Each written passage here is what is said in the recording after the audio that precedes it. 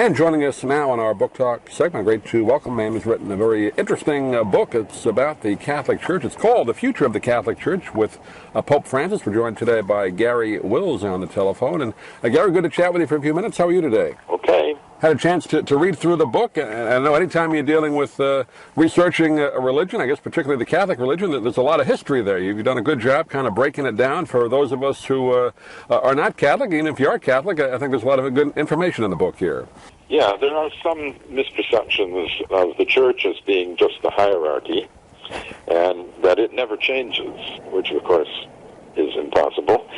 And our history is that when we've often gone astray, both the people and the rulers of the Church, and then we've come back. There's nothing surprising about that. After all, we as Americans have horrendous historical sins. Slavery.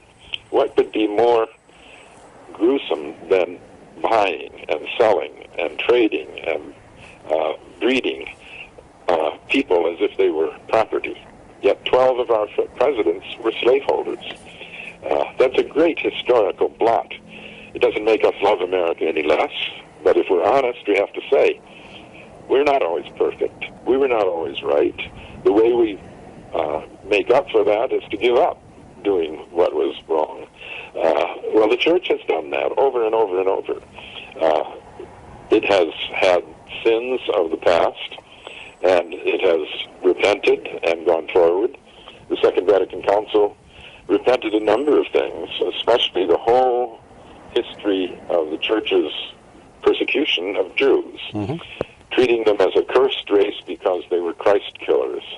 That was not a thing scripturally founded on Paul, for instance, who said, I am a Jew of Jews. He said God gave them the covenant. He does not go back on his word. They are still his chosen people, and our salvation will be through them. The Second Vatican Council finally came back to that. The Church doesn't survive by never changing or by always being right. In fact, G.K. Chesterton, in his book, The Everlasting Man, has a chapter called The Five Deaths of the Faith, saying that the Church has not only died in the past, but ought to have died. It had become corrupt. It had become persecuting. And so it died, but it was resurrected. He said, the Church doesn't die, it doesn't live by marble impermanence, but by constantly shedding what was not guided by the Holy Spirit and getting back to the right path. It's done that over and over again, and it's in process of doing it now, as we're in the process of correcting many of our American flaws. You've written several books on the Catholic Church. What about this one kind of sets it apart, and what were you looking to do a little bit differently than your previous books? Well, the Pope offers such promise, and I realized that there were people who were going to say, if he thinks we should change, he's not a Catholic. And by the way, that's what they're saying on a couple of websites now, Catholic websites, that he obviously will welcome change, and we don't do that. That's not our Catholic thing. We do changelessness. So I anticipated that. I knew it was coming. And so I tried to issue a calming book that would say, relax. The Holy Spirit is still guiding us. We'll get through this. We've always changed. And so I tried to give a number of examples. And the Catholic Church, like you mentioned, particularly in the last 5 or 10 years, even now with the current Pope Francis, very unusual situation where the previous Pope is still alive. He resigned. I think that only happened maybe once before several hundred years ago, right? Yeah. Not only that, when other popes did resign, and several did, they moved away, or they died, or they were sent away by the successor. There were no undisgraced living ex-popes. This is an ex-pope who is not only living, but undisgraced, in full blessing of the Church. And this pope, obviously, has a great deal of respect and ties with him. Gets along with him just fine.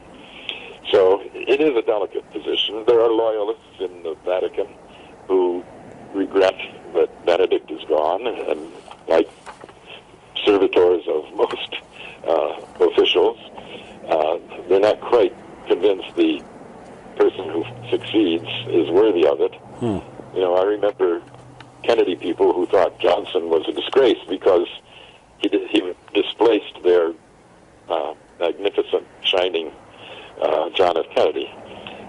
So there'll always be that kind of pressure. But this Pope disarms almost everybody by hugging them right away. You know, he's an includer.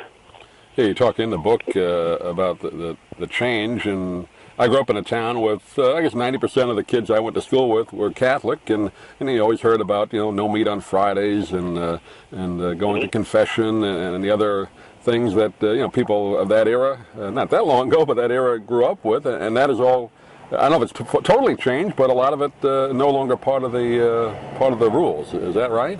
Yeah, no, a lot of it has changed, and I think some of the changes were too rapid.